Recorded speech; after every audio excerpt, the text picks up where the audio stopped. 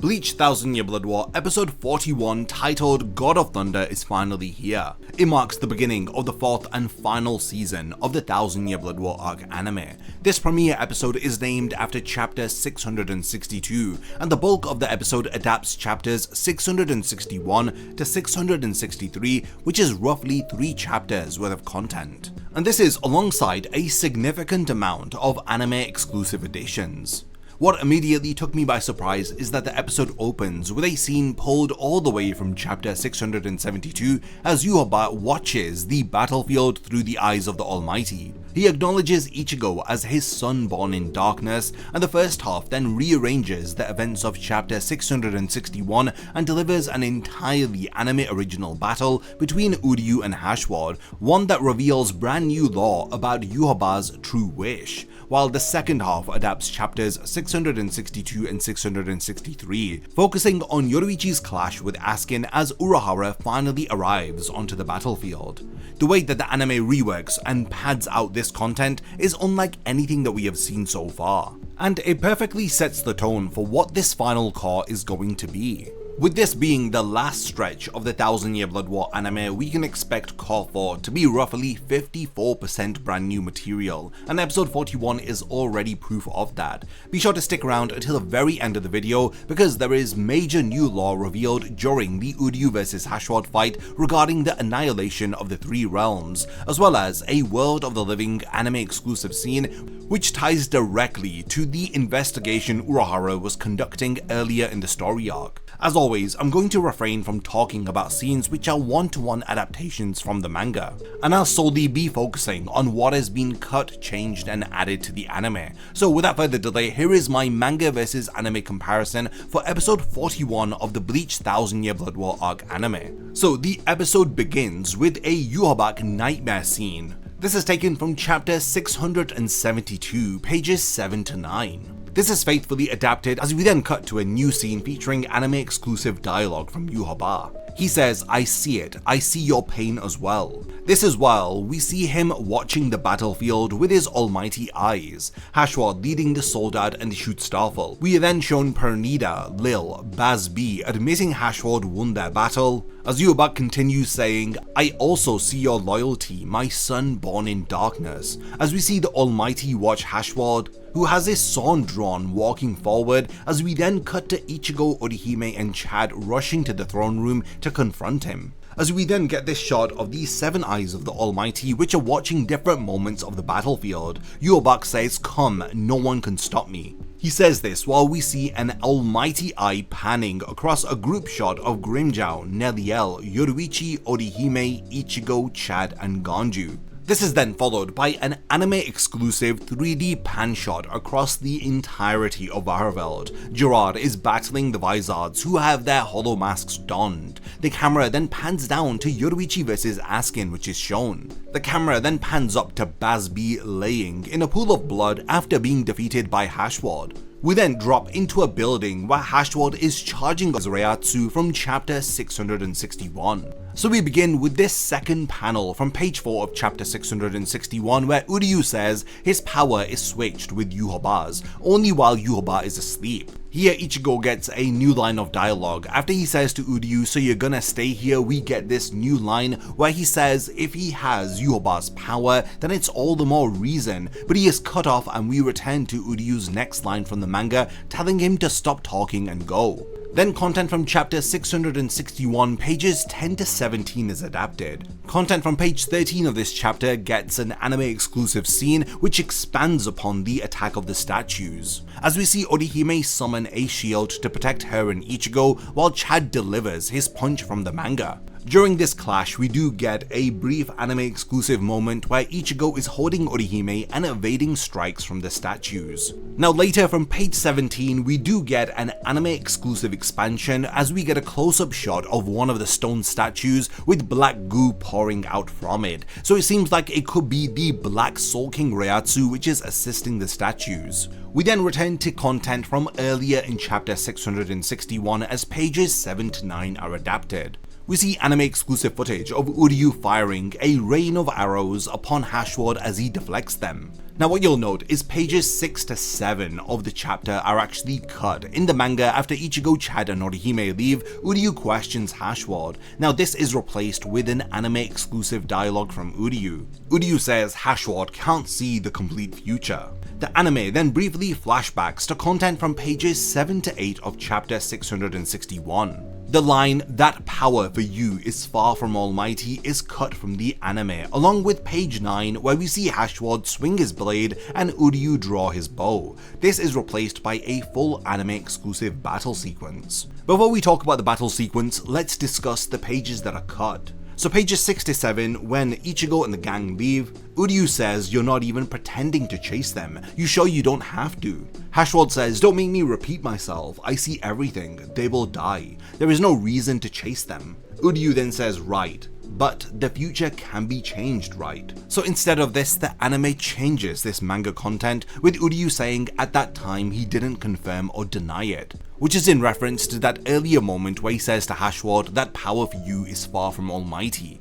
We then get a 2.5 minute anime exclusive Uryu vs Haschwalth battle sequence. It begins with Uryu seeing Haschwalth's sword from the corner of his eye. He fires an arrow, but it shoots at thin air. Haschwalth then has anime exclusive dialogue as he stands behind Uryu saying, "Like I keep telling you, I see everything." Haschwalth swings at him from behind as Uryu leans back to evade the sweeping blade strike, with his fringe being caught by the blade. He jumps up to create distance between them.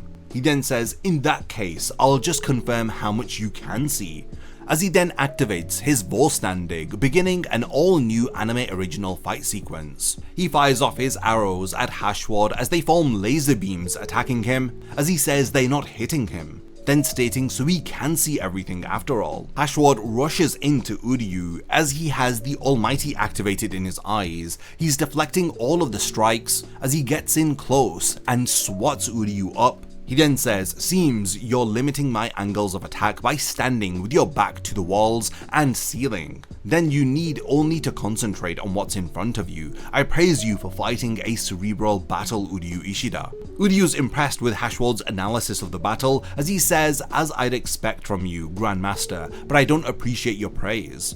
The battle then continues with Uryu firing multiple arrows at him. Haschwalth uses them as stepping platforms to rise up. He then throws his sword at the pillar beside Uryu before grabbing and pinning him against a wall. He says, "Your life is in my hands." Haschwalth slams Uryu to the ground with the black Soul King Reiatsu releasing from his sword as we see the eyes of the Almighty appear on the black Reiatsu. Haschwalth is then seen to be kneeling over Uryu as we get that panning upward 3D shot from the Core 4 trailers we've seen earlier. Haschwalth says, "Right now, the power of His Majesty fills my body. Trying to take these powers from me is futile." He stabs Uryu's right shoulder, continuing, "Uryu Ishida, you cannot be me. I am His Majesty's other half. I am a Quincy born to be together with His Majesty. That is why His Majesty entrusted his powers to me." He pulls out the blade from Uryu's shoulder as he says, "Can you see it? Can you see what is about to happen next?" Uryu looks below to see what looks like a black rip in space-time as he says, "What is that?" Haschwalth reveals this is His Majesty's true wish,